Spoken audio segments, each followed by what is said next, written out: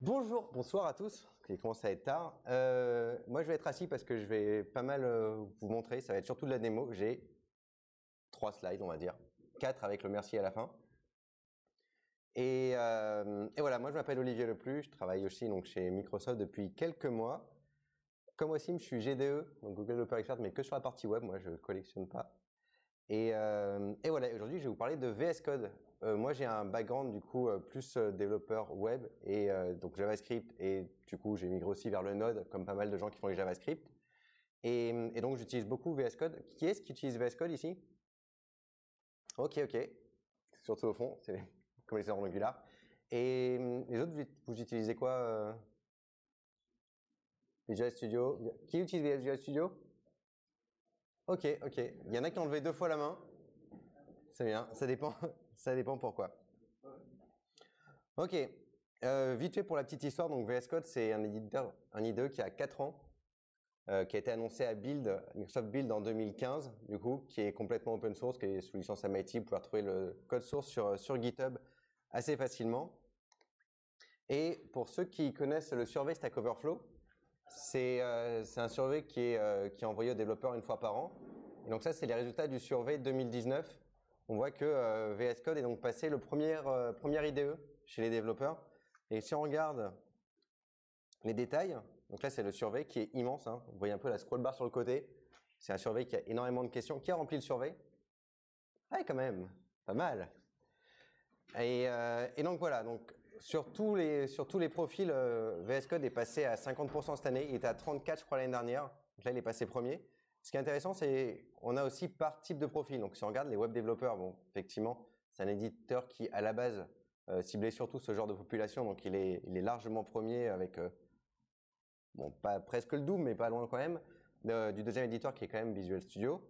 Ce qui est intéressant, c'est de voir que même chez les développeurs mobiles, malgré que Android Studio reste le premier éditeur, VS Code le rattrape assez rapidement. Donc on s'imagine pas, mais finalement, il y a des développeurs mobiles qui basculent sous VS Code. Et pour tout ce qui est DevOps et SRE, VS Code aussi est largement en tête. Et ça peut s'expliquer parce que VS Code, finalement, c'est un éditeur qui est assez light, donc qui est assez rapide, qui n'a pas énormément de fonctionnalités de base, qui a plein de petites choses, mais qui est surtout facilement étendable par des milliers de plugins qui sont faits par la communauté. Il y a un store et voilà. Et on va voir quelques plugins aujourd'hui. Je vais vous montrer ceux que j'utilise.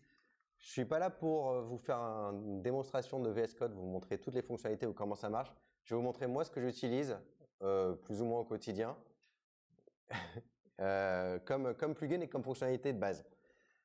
Moi j'utilise un thème qui s'appelle Cobalt 2, mais je crois que sur un petit écran c'est pas celui qui a de mieux. Mais moi je le trouve sympa. Mais du coup ça me permet de vous montrer une première chose. Pour lancer les commandes dans VS Code, c'est CTRL-SHIFT-P. Ça vous lance une petite fenêtre de commande comme ça. Et vous pouvez taper énormément de choses. Il y a des raccourcis clavier pour la plupart de ces commandes. En l'occurrence, moi, j'ai changé le thème. Vous avez plein de thèmes qui existent. Vous pouvez en installer d'autres sur le store. Vous avez un petit bouton en bas, Install Additional Color Theme. Là, je vais mettre un thème light parce que je pense que vous allez mieux voir. C'est mieux? Oui, je vois les têtes qui font oui. Cool. Ok, alors, bon, je ne vais pas vous montrer comment on installe d'autres thèmes. Vous avez vu que moi j'ai même mes slides qui tournent dans VS Code. Donc d'ailleurs j'ai un plugin. Finalement pour ceux qui connaissent Reveal.js, qui est une bibliothèque JavaScript qui permet de faire des plugins web en HTML. Et donc moi là j'ai mes slides, en fait c'est un Markdown, tout simple. Et il y a un plugin Reveal.js dans VS Code qui permet de lancer ces slides directement dans VS Code. C'est marrant, c'est fun. Et je m'étais dit pourquoi pas, surtout que j'ai que 4 slides. Alors voilà, premier raccourci clavier tant qu'on y est. CTRL B, ça permet d'ouvrir et fermer la petite sidebar sur le côté. C'est pas révolutionnaire, mais c'est pratique. Sans que tous les raccourcis clavier que je vais vous montrer, vous pouvez les faire avec la commande en haut. La même chose, hein, vous avez la toggle sidebar visibility, c'est dans les commandes, mais voilà, raccourci clavier, c'est quand même pratique.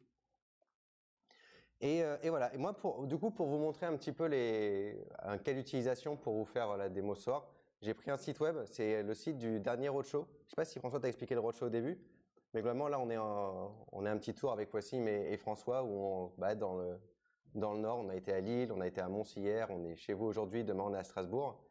Et donc la dernière fois on avait fait un petit site web Donc, il est très simple. Il y a un fichier HTML, un fichier JS, un fichier CSS et un fichier data.json avec des données. Qui fait du développement web ici? D'accord. Cool, ça va. Toujours une masse au fond. Super. Je vais vous montrer à quoi ressemble le site web. Deuxième chose, du coup, j'ai un plugin qui s'appelle HTTP Server qui permet de lancer un serveur HTTP directement depuis VS Code, qui me permet soit de lancer dans le browser ou soit dans Visual Studio Code directement. Par exemple, si je fais ça, j'ai mon site qui se lance directement dans VS Code et que je vais pouvoir du coup changer super facilement. Par exemple, là en haut, il y a écrit Microsoft Developer Roadshow. Je pourrais mettre genre c'est mon Roadshow. Et donc voilà, c'est du live reload. Donc dès que je change mon fichier HTML, c'est finalement changé à droite. Et je peux très bien le lancer, comme je vous ai dit, plutôt dans le navigateur. Là, c'est sympa, mais ça prend quand même la moitié de l'écran. Hop. Moi, ce que je fais en général, c'est quand même que je lance dans le browser. Et du coup, j'ai mon site qui se lance dans mon navigateur. Ok. Le site web, donc j'ai dit, il y a un fichier HTML, un fichier CSS, un fichier JS et un fichier JSON. Je vous montrerai un peu sur chacun de ces types de fichiers ce qu'on peut faire dans VS Code. Ça marche sur un paquet d'autres langages. Là, ça sera sur vous verrez, dans un HTML, un JS, un CSS, faire la même chose. Et ça s'étend effectivement sur la plupart des langages. Les fichiers sont là sur le côté. Un petit truc sympa, ouais. Dans VS Code, j'ai découvert il n'y a pas très longtemps, mais c'est marrant. Quand vous créez des fichiers, ça marche sur plein d'IDE. Pour ceux qui font du Visual Studio, je sais qu'il y a énormément de choses que vous retrouvez dans Visual Studio, puisque VS Code est super light de base. Et donc, il y a plein de choses qui marchent avec des plugins. C'est ça que je montre aux autres. Quand on crée un fichier, par exemple, si vous voulez, là, j'ai un dossier data. Ok, j'ai juste un fichier data.json. Mais imaginons que dedans, je veux créer un sous-dossier, puis un sous-sous-dossier, un sous-sous-sous-dossier, un fichier dedans. Je pourrais faire créer nouveau dossier, en dessous créer nouveau dossier, etc. Finalement, je peux faire du nested directement. Je peux faire un dossier Toto avec un sous-dossier Tata, avec un sous-dossier. Non, on va s'arrêter là. Avec un fichier titi.json, très original, vous avez vu. Je suis très inspiré pour les noms. Et finalement, ça va me créer du coup l'arborescence de dossiers et de fichiers à l'intérieur de VS Code sans avoir besoin de cliquer 14 fois sur mon clic droit. Et j'ai supprimé d'ailleurs parce que ça m'embête. Donc voilà, là, je suis dans mon fichier HTML. Un truc sympa aussi, c'est le breadcrumb. Vous avez un breadcrumb pour naviguer dans vos fichiers et qui, pareil, est compatible avec tout type de langage. Hop, vous avez vu la petite barre qui est apparue en haut, là, à cet endroit-là. Donc là, vous pouvez voir qu'en fonction de là où je suis, hop, je suis ici, ça va me dire qu'effectivement, je suis dans mon fichier index.html, je suis dans la balise HTML, head, link, etc. Je peux remonter, donc je peux aller directement dans le HTML, dans le head, etc. Finalement, naviguer dans le fichier, où je peux même remonter carrément au-dessus et avoir la liste de mes fichiers. Quand on va dans un fichier JavaScript, par exemple, qui a un peu plus de code, on voit que je peux descendre directement jusque dans mes boucles, etc. Et je peux même faire un focus dessus. C'est-à-dire que là, je vais avoir une vue de tout mon fichier et je vais pouvoir me balader dans mes fonctions ou dans mes blocs directement dans les fonctions, dans mes boucles, etc. C'est assez pratique pour ceux qui préfèrent utiliser le clavier plutôt que la souris. C'est vrai que c'est un truc qui est sympa et ça marche la même chose dans un fichier JSON. Oh, celui-là, on s'en fiche. Prenez un fichier JSON, et alors là, pour le coup, quand vous avez des fichiers assez gros, que ça descend beaucoup, je ne vous montre pas tout le breakpoint là-haut, mais effectivement, on voit qu'on a beaucoup de choses. Et pareil, focus breadcrumb, donc je peux rentrer effectivement directement dans mes valeurs, sélectionner mes blocs, etc. C'est assez sympa pour naviguer dans les fichiers. Ok, donc vous avez vu vite fait du coup chacun des fichiers là. On va commencer par ce qu'on va faire en HTML. Une fois de plus, je prends HTML en exemple, mais ça marche dans pratiquement tous les langages. Par exemple, là j'ai mon fichier. Alors, on va même, je vais vous rafficher le site sur le côté. Comme ça, vous voyez un petit peu ce qui se passe quand ça change. Ça, c'est assez gros, vous voyez bien? Cool. Là, par exemple, on voit que j'ai une card. Alors, la card, elle est alimentée, le contenu est alimenté par le fichier JavaScript, on verra après. Et finalement, imaginons que je vais faire une deuxième card au-dessus. La chose la plus simple à faire, c'est je vais aller sélectionner ma carte. Je vais la copier, je vais la coller au-dessus et je vais changer le contenu. Alors, c'est bien, ma carte, elle fait 5 lignes. Si elle faisait 36 lignes, et d'une, ça fait beaucoup de fois appuyer sur en bas pour aller sélectionner 36 lignes. Et de deux, on ne sait jamais où ça s'ouvre, où ça se ferme. C'est un peu comme les accolades. Là, moi, je suis sur 4 espaces d'annotation, mais si on est sur 2, on s'embrouille vite fait sur qu'est-ce qui ferme quoi. Donc il y a des moyens de sélectionner directement des intérieurs de balises. Il y a dans Emmet, qui est donc un plugin, il y a une commande balance qui permet de sélectionner. Là, par exemple, si je fais inward, ça va sélectionner l'intérieur de ma balise container. Si je fais outward, ça va me sélectionner ma balise container inclus. Alors c'est des choses pareilles. Alors, ça requiert toujours d'ouvrir la commande en haut pour appeler les commandes parce que ça fait partie d'un plugin. J'ai dit tout à l'heure que pratiquement toutes les commandes avaient des raccourcis. C'est vrai pour toutes les commandes qui sont directement intégrées dans VS Code. Forcément, quand vous avez des plugins qui arrivent, ils ne vont pas commencer à mettre le raccourci. Il y en a qui le font, mais alors ça peut vite être le bazar s'il y a des plugins qui en pensent au même raccourci. Et donc, vous allez pouvoir vous-même créer des raccourcis. Alors, pareil, il y a un raccourci pour lancer les raccourcis. Vous avez la possibilité d'ouvrir les préférences shortcut par la commande en haut, ou sinon c'est CTRL-KS, raccourci qui va lancer. Donc tous les raccourcis de VS Code, vous pouvez les retrouver là-dedans. Et donc moi, par exemple, j'ai ma commande balance, que je retrouve là, et je vois qu'effectivement, il n'y a pas de raccourci dessus. Donc par exemple, si je prends le inward, que j'avais tout à l'heure, je peux rajouter un raccourci, CTRL-SHIFT-DOWN, allez, c'est parti. Pour l'outward, CTRL-SHIFT-UP, hop, c'est parti. Et du coup, là, quand je retourne dans mon fichier HTML en l'occurrence, sur mon container, là, je vais pouvoir dire CTRL-SHIFT-UP, ça me sélectionne tout mon container, CTRL-SHIFT-DOWN, ça me sélectionne l'intérieur de mon container. Donc voilà, vous avez vu du coup, balance, c'est intéressant. Vous pouvez en plus créer des shortcuts sur tout et n'importe quoi. Donc c'est plutôt cool. Après, pour créer des éléments, par exemple, là, j'ai une carte. Finalement, on a refait le site plus tard et il y a plein de cartes partout dans le site. Donc, soit je retourne mon fichier où j'ai une carte, je copie-colle à chaque fois, peu importe avec la commande de raccourci, etc. Soit je peux créer des snippets. Alors, dans VS Code, il y a plein de snippets qui existent par défaut pour tout type de langage, sans que les snippets soient associés à un type de langage. Moi, par exemple, là, j'ai créé un snippet HTML. C'est que dès que je tape card, il va me créer une carte que j'avais déjà fait avant. Vous allez la voir apparaître sur la droite là. Je peux écrire dedans, genre coucou Luxembourg. Et en plus, coucou Lux. C'est bien. Et donc voilà, donc là j'ai un snippet, je vais vous montrer après à quoi il ressemble finalement dans les configurations et comment créer d'autres. Ça a créé du coup un petit truc, je vais vous montrer aussi. Là on voit que le code n'est pas indenté, vous avez une commande assez facile, format document qui permet de réindenter tout le code. Ça marche aussi avec tout type de langage, sauf si vous avez des langages qui marchent à l'indentation comme du Python, etc. Là où c'est pas magique, hein. Si vous commencez à inventer n'importe comment, il va pas pouvoir à votre place savoir ce que vous vouliez dire. Et donc, comment ça marche le snippet là? Finalement, vous avez, tous les snippets sont retrouvés dans la ligne de commande là-haut. Vous avez configure snippet et vous voyez que c'est par type de fichier. Donc pour chaque type de fichier, je vais avoir une liste de snippets. Là, en l'occurrence, c'est mon fichier, c'est pour du HTML. Et dans HTML, il y a des snippets de base qui sont inclus dans VS Code qu'on ne peut pas modifier. Je vous montrerai juste après.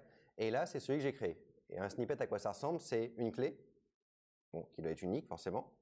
Vous avez un préfixe qui est ce qui va être utilisé quand je commence à taper card. Finalement, c'est ça qui va être utilisé, qui va matcher pour le snippet.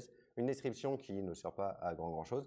Et un truc au milieu qui est un tableau où sur chaque ligne, j'ai une ligne de mon snippet avec une virgule à la fin.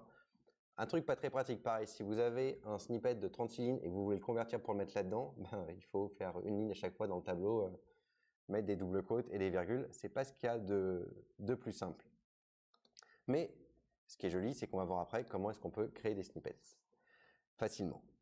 Et je vous ai dit que c'était lié à un type de fichier, les snippets. Ce qui fait que par exemple, si je crée un nouveau fichier qui n'a pas été sauvegardé, donc il n'y a pas de type, si je commence à taper card, là il va pas savoir, parce que comme il ne sait pas quel type de fichier c'est, il va pas savoir quoi me proposer comme snippet. Il va pas commencer à me proposer les snippets de C, de C#, de C++, de Python, de JavaScript, de HTML, ça serait trop le bazar. Donc en fait, vous avez deux possibilités. Soit vous sauvegardez le fichier en HTML, et là il va savoir que c'est un fichier HTML, soit vous pouvez lui dire que vous voulez qu'il se comporte comme un fichier HTML. C'est pratique, moi par exemple, quand je copie-colle du code sur, peu importe, hein, sur un GitHub, sur un Stack Overflow, un snippet, peu importe, je le copie-colle dans mon VS Code et j'ai pas forcément envie de sauvegarder ce fichier. Donc vous pouvez, toujours avec une petite commande en haut, donner un mode de langage finalement à ce fichier. Donc là, je vais lui dire, je veux que tu sois comme un fichier HTML. Et donc là, comment je commence à taper card, je peux effectivement mettre mon snippet. Et je vous ai dit qu'il y avait plein de snippets de base dans VS Code. En l'occurrence, par exemple, quand vous commencez à créer un site web, hop, vous avez un snippet HTML. Et en plus, vous avez des placeholders. Quand on crée un snippet, c'est juste un $ accolade 0, 1, 2, etc. mais qui vous permet après de naviguer dans vos snippets. Au moment où il est créé, la personne peut naviguer d'un fichier, d'un placeholder à un autre. Donc là, vous avez ce type de snippet. Vous en avez des beaucoup plus simples. Hein. Je peux créer une navbar. Hop, c'est assez simple. Et donc, vous avez vu, moi, j'avais mon snippet qui était créé. Et si jamais je veux créer un autre snippet, par exemple, moi, j'ai une navbar là qui est un peu plus complexe. Et je dis, bah, moi, j'ai envie de créer un snippet pour cette navbar. Soit je vais effectivement dans mon fichier HTML.json que vous avez vu tout à l'heure et je crée le snippet à la main. Soit il y a une extension qui est sympa, qui permet de créer des snippets. Alors, le créateur de l'extension a arrêté de la développer. Elle marche encore sous VS Code, mais il dit qu'il recherche des contributeurs s'il y en a qui sont intéressés. Évidemment, voilà, je crée un snippet, je vais lui dire que c'est du HTML. Il va me demander de rentrer un name. Alors, hop, on va mettre navbar. Un shortcut, qui est donc ce que je vais devoir rentrer pour pouvoir voir mon snippet, navbar. Et une description, super navbar. Ça peut être plus de choses. Et donc voilà, et là j'ai créé donc un nouveau snippet. Et effectivement, si je commence à taper navbar, j'ai créé une deuxième navbar. Et effectivement, c'est super moche sur le site, mais j'ai facilement créé une deuxième navbar. Et si je vais voir effectivement dans mes snippets de HTML, donc le premier, ah, je l'avais, j'ai maintenant ma navbar qui apparaît à cet endroit-là comme un nouveau snippet. Donc c'est plutôt pratique et ça marche pour tout. Ok, c'était plus ou moins tout ce que je voulais montrer dans un fichier HTML, mais bon, ça on peut le faire partout. Dans les choses un peu plus spécifiques à d'autres types de fichiers, dans le CSS, il n'y a pas beaucoup de choses que j'utilise de base. Il y a juste deux petites fonctionnalités que j'aime bien. C'est quand vous avez des couleurs, par exemple, là j'ai un titre. Quand vous avez des couleurs, vous passez la souris sur la couleur et vous pouvez changer la couleur directement à cet endroit-là. Là, je vais mettre le titre en orange, par exemple. Et vous voyez que le titre change à droite directement. C'est assez pratique. Et une autre chose qui est pratique pour ceux qui font du web, moi, ça m'arrive des fois de créer des règles CSS qui sont assez complexes. Et pourtant, dans mon HTML, je suis sûr d'avoir mis les bons HTML et je vois rien. Je vois pas mon style qui est appliqué. Et donc, il y a une chose qui est sympa, c'est quand vous passez la souris sur un élément, vous voyez à quoi doit ressembler l'élément que vous créez. Donc là, il me dit c'est un élément avec une classe RoadShowTitle. Mais quand je commence à avoir des trucs un peu plus compliqués, par exemple, si je crée, hop, voilà, un truc comme ça, avec un RoadShowTitle, avec un H1 dedans, voilà. C'est pas non plus encore extrêmement compliqué, mais déjà ça commence à être un peu plus compliqué. Et là, il me dit que pour que cette règle CSS soit triggered, il faut que j'ai un élément avec un identifiant roadshow, une classe RoadShowTitle, et c'est l'élément H1 qui est à l'intérieur. Et ça marche à l'infini, ou presque. Ça, il me semble que c'est natif. J'ai plein de plugins installés. Mais non, ça, il me semble que c'est bien natif dans VS Code. Voilà. Pour tout ce qui est CSS, j'ai pas énormément de choses de plus que j'utilise. Et on va passer au JavaScript, où là, on a quelques trucs bien sympas aussi. JavaScript, c'est un langage qui évolue beaucoup, donc qui est basé sur le standard ECMAScript, qui a une nouvelle itération tous les ans. Donc on a ECMA 2015, 2016, 2017, 2018, 2019, etc. Et donc il y a beaucoup de changements, surtout depuis 2014 finalement, où il y a ECMA 2015, les principaux navigateurs ont commencé à travailler dessus, et ça a apporté énormément de choses. Ça a apporté par exemple des classes, un paquet de nouvelles fonctions, etc. Et le problème, c'est qu'aujourd'hui, il y a beaucoup de sites qui ont du code legacy en JavaScript, qui est compliqué à mettre à jour à chaque fois qu'il y a une nouvelle chose qui arrive. Et là, par exemple, ce qui est bien, c'est que VS Code, du coup, à la base, quand même, targetait les développeurs web, et en plus, il est développé en TypeScript, donc c'est très bien pour les développeurs web. Il inclut nativement pas mal de fonctionnalités qui permettent justement d'upgrader votre code vers des standards un peu plus récents. Par exemple, là, j'ai une fonction fetchData dans laquelle j'utilise des promesses. Alors, je ne sais pas si ça marche pour si vous venez carrément des callbacks, mais il n'y a pas de raison pour que ça ne marche pas. Là, j'utilise des promesses. Et depuis quelques temps, on a des nouvelles fonctions async await qui existent en JavaScript. Et VS Code le sait et va me proposer à faire non, ta fonction là, c'est sympa, tes promesses, mais tu peux utiliser des async await. Donc vous voyez les 3 petits points là sous mon fetch, c'est VS Code qui me dit je peux faire quelque chose sur ce morceau-là, il y a moyen de mieux faire. Donc là, je passe dessus, quick fix, hop, convert, et là il va convertir ma fonction finalement avec des async await et ça va marcher pareil.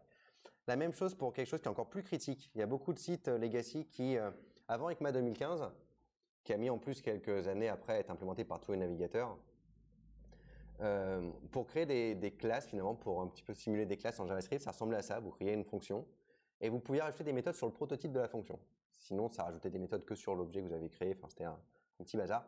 Du coup, là, vous rajoutez des fonctions sur le prototype. Et là, c'est ce que j'avais fait à ce moment-là. Donc voilà, j'ai une fonction roadshow qui en fait agit comme une classe et j'ajoute des fonctions sur son prototype. Et ça, pareil, c'est pas tip top aujourd'hui, surtout à lire du code comme ça n'a jamais été tip top d'ailleurs. Mais aujourd'hui, il y a la notion de classe qui existe en JavaScript. Et là, pareil, j'ai VS Code qui me fait non, mais là, il y a moyen de faire mieux quand même.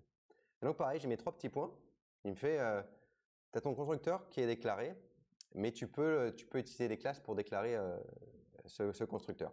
Donc, il y a demandé soit de convertir que cette fonction-là, soit toutes les fonctions de mon code. Et là, je fais ça. Et là, je vois tout mon code qui a été converti du coup avec des classes. C'est quand même beaucoup plus sympa. Et en plus, ça marche toujours à droite. C'est magique. Donc ça, c'est sympa. Surtout quand vous ressortez du vieux code. Là, vous n'avez plus aucune excuse pour pas avoir des classes dans votre code, etc.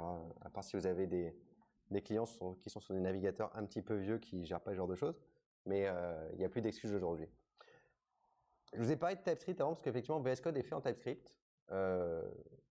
Pour ceux qui développent en Angular aussi, c'est du TypeScript. TypeScript, c'est un langage développé par Microsoft, pour ceux qui ne connaissent pas, qui est utilisé du coup aujourd'hui nativement dans Angular. React aussi, il y a pas mal de développeurs React qui font du TypeScript. Vue.js est en train de migrer en TypeScript son code. Et en fait, finalement, ça se base sur JavaScript et ça apporte pas mal de fonctionnalités. Donc, on peut écrire JavaScript dans TypeScript. Et il y a un gros avantage à TypeScript, c'est que c'est un langage qui est typé, comme son nom l'indique, ce qui n'est pas le cas de JavaScript. Et du coup, en JavaScript, je peux très bien écrire du code. Par exemple, je vais écrire une boucle for i égale 0, hop, damned, i inférieur à 12, tac, i plus, ça n'a pas du tout. Et dedans, je vais faire un console.tac, i. OK. Et il manque en plus une parenthèse au-dessus. Donc là, cette boucle-là ne marche absolument pas. Sauf que, à part si je vais exécuter le code et que je vois une erreur, finalement, au moment où je l'écris, j'ai aucun moyen que ça ne marche pas. Il y a plusieurs raisons pour lesquelles ça ne marche pas. Sauf que vous pouvez demander à VS Code d'interpréter votre code JavaScript comme si c'était du TypeScript. Pour cela, vous avez une petite commande que vous mettez en haut d'un fichier qui s'appelle ts-check. Et donc là, il va essayer de comprendre votre code JavaScript et essayer de voir pourquoi il ne marcherait pas. Là, il y a plusieurs raisons pour lesquelles ça ne marcherait pas. Par exemple, il me dit que i, c'est une variable qui n'a jamais été déclarée. Donc, je ne peux pas l'utiliser comme ça, effectivement. Il faudrait que je la crée, par exemple, directement là ou au-dessus. Et ça, donc, il a réussi à l'identifier, sans que ça soit du code TypeScript. Autre chose, JavaScript ne connaît pas les méthodes de tous les objets. Par exemple, console.log, quand j'ai écrit log avec une erreur avec 2G, JavaScript ne sait pas par défaut que console.log avec 2G n'existe pas, ou qu'avec un G existe. TypeScript, lui, ça, il va pouvoir le savoir, et du coup, quand je passe sur dessus, il me fait attention, console.log avec 2G, ça n'existe pas. Par contre, peut-être que tu voulais dire console.log avec un G. Donc là, je vais dire, ouais, effectivement, c'est ça que je voulais dire, super, merci.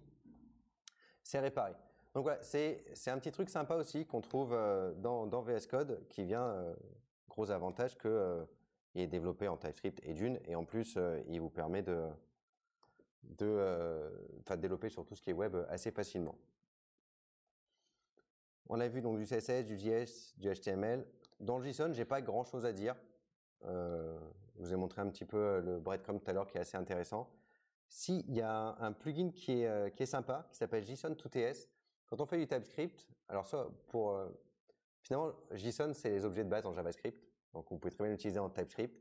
C'est quand même bien d'avoir des modèles de vos objets.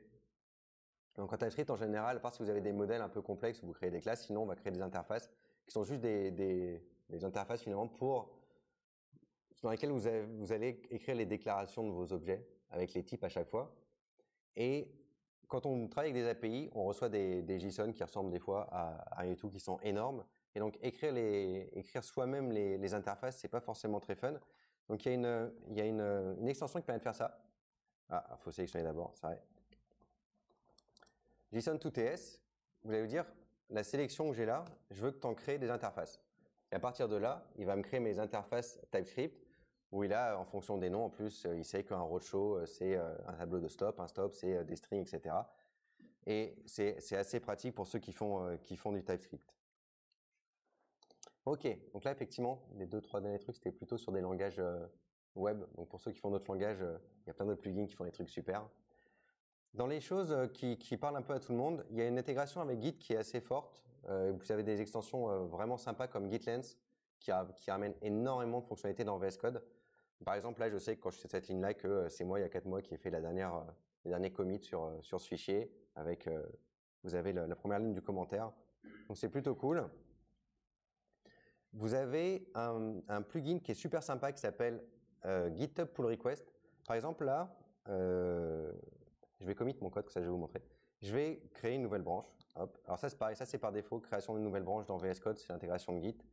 Je vais l'appeler Roadshow, très original.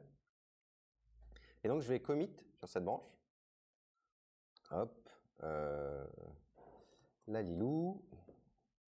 Hop, je commit, donc là je crée un commit, etc. Super, je vais push mon code. Donc jusque là rien d'extraordinaire. Dans VS Code ça s'est intégré, c'est l'intégration de Git. Ouh, user, ouh là là, je suis pas logué. Alors là, on va essayer. Non, alors. Ah, la magie du direct. Je suis pas logué sur mon Git. Pourquoi ça? On va voir si je me souviens de mon mot de passe.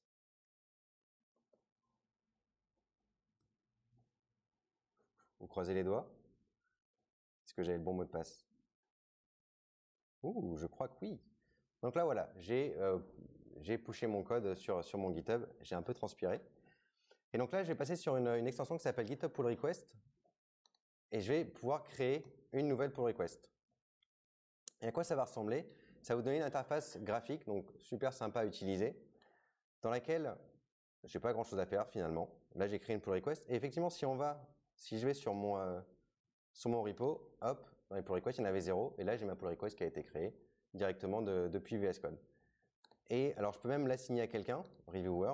Donc là, imaginons que je la mets à François. Voilà, François, tu as une nouvelle pull request pour toi. Et donc, dans l'interface, donc François peut avoir la même interface dans VS Code, où il va directement dans GitHub.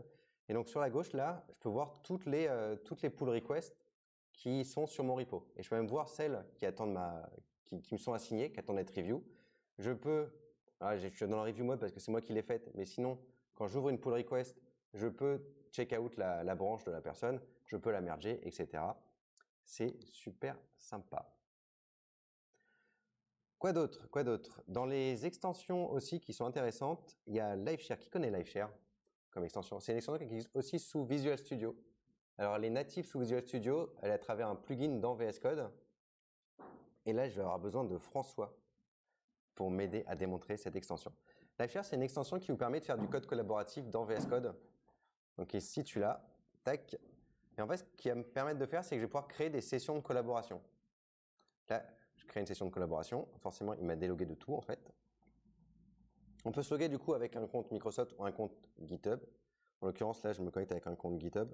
Et en plus, je crois qu'il faut que je fasse un truc comme ça. Hop. Magnifique. Ça va marcher, on y croit. Vous croisez encore les doigts depuis tout à l'heure? Vous n'avez pas relâché? Super. Et ce que ça a fait là, bon, ça me crée un petit chat. On ne va pas forcément s'en servir, mais ça m'a créé un lien. Donc là, qui est de base copié dans mon copier-coller, que je vais pouvoir envoyer à François. Donc là, je vais lui envoyer sur Slack. On va pas trouver. Je suis prêt. Merci. J'envoie donc le lien à François. Et ce qui va se passer, on ne voit pas l'écran de François, mais ce qui va se passer, c'est quand il va cliquer sur le lien, ça va automatiquement lui ouvrir un nouveau VS Code. Et ça va pas dupliquer mes fichiers chez lui. Il va quand même voir mon arborescence. Donc ça va mettre un petit moment à synchroniser tout ça. Et là, par exemple, je suis dans mon fichier index.html. Et François, dès que tu arrives, là je vois qu'il y a 0 personne de connectée et François va pas tarder à arriver, j'imagine. Et donc ça va permettre à François finalement d'interagir sur mon code. Donc dès qu'il va se connecter, on va voir son petit curseur qui va être là. Il va pouvoir écrire son code, faire plein de choses. Et il va même pouvoir avoir accès, par exemple, à mon terminal. Je prends de l'avance, François, le temps que tu nous rejoignes. Le terminal que vous pouvez aussi avoir. Ah, François nous a rejoint. Vous pouvez monter depuis le bas. Donc là, François, on voit son petit curseur en haut. Vas-y, bouge un petit peu, qu'on te voit. Voilà, vous avez le curseur de François. François peut écrire dans mon code. Il peut modifier tout ce qu'il veut. Il a accès en lecture et en écriture par défaut. C'est gentil de mettre un commentaire et pas tout casser. et voilà. Et François peut aussi voir du coup mon terminal. Par exemple, là, si je suis dans mon terminal, je fais un ls, François va voir le ls que j'écris. Lui, de la même manière, il va pouvoir écrire dans mon terminal. Alors, pas par défaut. Normalement, là, s'il commence à vouloir écrire dans mon terminal, voilà, ça lui dit qu'il est en écriture seul. C'est bien parce que comme ça, il ne peut pas non plus faire n'importe quoi avec mes fichiers. Mais moi, j'ai la possibilité de lui donner l'accès en écriture. Donc là, il est en lecture seule. Là, je donne l'accès en écriture. Et à partir de ce moment-là, il va pouvoir commencer à écrire dans mon terminal n'importe quoi, par exemple. Et du coup, exécuter des commandes. Heureusement que je peux toujours l'empêcher de faire ça. Mais c'est pratique. Des choses sympas aussi, c'est que je peux lancer des sessions de debug et François va pouvoir du coup rajouter des breakpoints, inspecter tous les objets. Donc là, pareil, ça marche sur tout type de langage. Et une chose qui est intéressante aussi, c'est par exemple, François, finalement, il n'avait jamais check out mon code. Pourtant, il peut quand même écrire dessus et interagir avec. Mais il n'a pas forcément les serveurs d'exécution. Par exemple, si j'ai une application avec effectivement un serveur HTTP, un serveur Mongo qui tourne derrière, du Postgre, etc. Il va pas pouvoir forcément du coup exécuter mon code. Par contre, je peux quand même partager des serveurs avec lui. Vous avez le petit bouton sur le côté. On va demander quel port je veux partager. Donc là, c'est mon port 8080 en l'occurrence. Je lui donne un nom, on s'en fiche du nom. Et en fait, François va voir aussi sur son écran le petit shared server qui va apparaître. Et en cliquant dessus, il va pouvoir donc utiliser mon serveur pour faire tourner mon code, même son code techniquement, parce que je redirige tous les ports. Donc ça marche effectivement, vous avez un Mongo, vous avez un MySQL, peu importe ce que vous avez, il va pouvoir utiliser les serveurs qui sont sur ma machine directement sur la sienne. Et je vais couper la session de debug. Non, allez, je vais terrible, pas n'importe quoi dans le terminal. Vous avez d'autres trucs aussi qui sont un peu sympas, plus ou moins gadgets dans LiveShare. Vous pouvez voir des audio calls. Donc, en l'occurrence, on peut démarrer un audio call avec François et se parler directement en audio dans VS Code. Ça a plein d'applications possibles, hein, finalement, cette extension. Vous pouvez être avec des collègues qui sont à l'autre bout, je crois que j'ai pas le son, à l'autre bout de la planète sur lequel vous voulez collaborer. Si vous faites des code reviews, par exemple, etc. Ça peut être aussi si vous êtes demain devant une salle, vous faites des formations.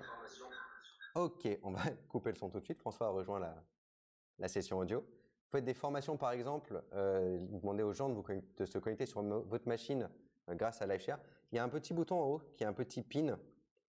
Si toutes les personnes cliquent sur le petit pin, ça veut dire qu'elles vont suivre ce que je fais. Par exemple, moi, là, si je clique dessus, François, si tu changes de fichier, par exemple, ou scroll dans le index.html, voilà.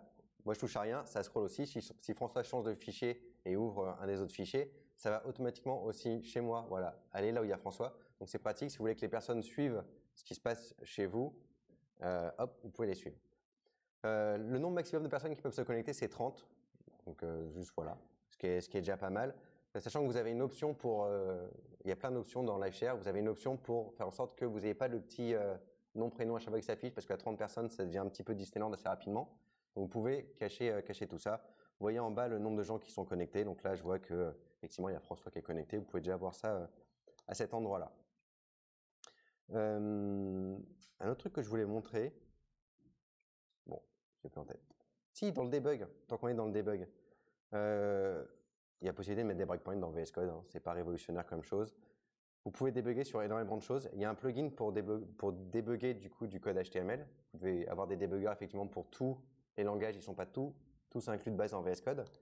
Moi là, en fait, ce que ça va faire, c'est que ça va lancer donc une fenêtre de Chrome en l'occurrence. Et vous voyez, il y a mon breakpoint qui a été trigger juste derrière dans mon code. Voilà, là, rien de révolutionnaire. Par contre, il y a des fonctionnalités qui sont sympas. Quand vous débuguez du code, il y a plusieurs possibilités. Soit vous mettez des breakpoints et vous allez au pas à pas, c'est sympa. Soit vous êtes extrême dans l'autre sens, vous allez créer des console logs partout, ou des prints, ou peu importe ce que vous faites. Et c'est bien, il y a plein de gens qui font ça, sauf qu'à la fin, il faut quand même commit le code et il faut enlever tous les console logs et ou alors vous le faites pas, mais vous allez vous faire taper dessus par les personnes qui review ou qui ont d'un seul coup lancé une session, il y a du texte qui s'affiche partout. Donc ce que vous pouvez faire, c'est créer des log points. Là, je peux créer un log point et comment ça marche, c'est que je vais pouvoir écrire un message. Je fais data received, hop, et je vais mettre en accolade. Alors là, c'est un JSON, donc pour qu'il s'affiche bien, je vais le transformer en string. Et hop, je vais afficher data. Et là, ce qui va se passer, c'est que donc, j'ai pas fait de console log, hein, c'est quand même mieux. Mais quand je vais lancer ma session de debug, je vais avoir dans le output en bas, tac, si je vais dans mon output, dans ma debug de console debug, voilà, là, vous voyez, j'ai donc mon JSON qui s'affiche à cet endroit-là, sans que j'ai besoin d'écrire de console log ou de print ou peu importe. Vous n'avez plus d'excuses pour avoir des println qui traînent partout dans votre code et qui polluent tout le code. Voilà. Je crois qu'on a fait le tour de pas mal de fonctionnalités. Il y a d'autres plugins aussi qui existent pour créer des issues directement dans GitHub, pour avoir des commentaires sur lesquels vous pouvez. Il y a une extension, alors je crois qu'en plus je l'ai disable, mais il y a une extension qui s'appelle CodeStream que moi j'aime beaucoup. Ah, je vais la réactiver. Hop, qui permet d'avoir des discussions sur du code ou de même directement créer des issues. Par exemple, hello CodeStream, tac. Voilà. Par exemple, là je suis sur mon code. Disons que par exemple j'ai un bug à cet endroit-là. Hop. Je vais pouvoir sélectionner une partie de mon code et je vais pouvoir donc soit écrire des messages et d'autres personnes qui collaborent avec moi vont pouvoir répondre aux messages, etc. Je vais pouvoir faire des bookmarks, ça c'est plutôt pour moi, créer des snippets de code qui seront hébergés sur le site pour le coup sur le site de CodeStream que je vais pouvoir partager avec un lien après pour que d'autres personnes le voient. Ou une fonctionnalité que j'aime bien moi, c'est que je vais pouvoir créer des issues directement. Donc je vais mettre un titre, hein, genre ça marche pas, c'est une issue. Là, comme il y a François et une autre personne qui sont aussi contributeurs sur le repository, je vais pouvoir leur assigner l'issue. En l'occurrence, elle va dire François, c'est toi qui vas t'en occuper. Et je vais mettre un super commentaire qui est très descriptif de l'issue. Et donc voilà. Et là, je vais créer une issue donc sur GitHub, sur le repo, sachant que là c'est avec GitHub, mais vous pouvez vous loguer avec une infinité de choses. Enfin, pas une infinité, mais plein de choses. Je crois que j'ai là, vous avez du Jira, du Asana, du GitLab, du Trello, tout ce que vous voulez. Et donc là, François va aussi recevoir, normalement, il va pouvoir voir dans son code la discussion. Donc on peut avoir une vraie discussion là et commenter sur ce morceau de code. Et forcément, si on va dans GitHub, parce que c'est quand même le principe, c'est que j'ai une issue qui a été créée, qui est assignée à François, avec le code snippet qui s'affiche là. Et du coup, voilà. Techniquement, François peut là répondre, changer le code, créer la pull request dans VS Code, comme on a dit tout à l'heure. Et on aura donc créé une issue. François l'aura corrigée à 10 000 km d'ici. On aura parlé à travers ça et créé une pull request que après je pourrais merger sans jamais sortir de VS Code. Voilou. Je crois que j'ai fait le tour des choses principales que je voulais vous montrer. Il n'y a rien d'autre qui me vient en tête. Et de toute façon, autour des pizzas, je pourrais vous parler s'il y a des langages particuliers que vous utilisez, voir un peu les plugins qui existent. Et je partagerai aussi, j'ai toujours la présentation qui est là. J'ai une liste de liens avec les différents plugins si jamais vous voulez les installer. Je crois qu'il y a plusieurs possibilités d'installer des extensions. Soit vous avez le store à cet endroit-là, le marketplace, soit vous avez un marketplace en ligne que vous pouvez aller voir, forcément, qui s'ouvre à l'intérieur. Vous avez un marketplace en ligne aussi, vous pouvez aller utiliser pour télécharger l'extension et qui va ouvrir votre VS Code automatiquement. Voilà. Merci beaucoup. Et les pizzas sont arrivées. Super. Merci.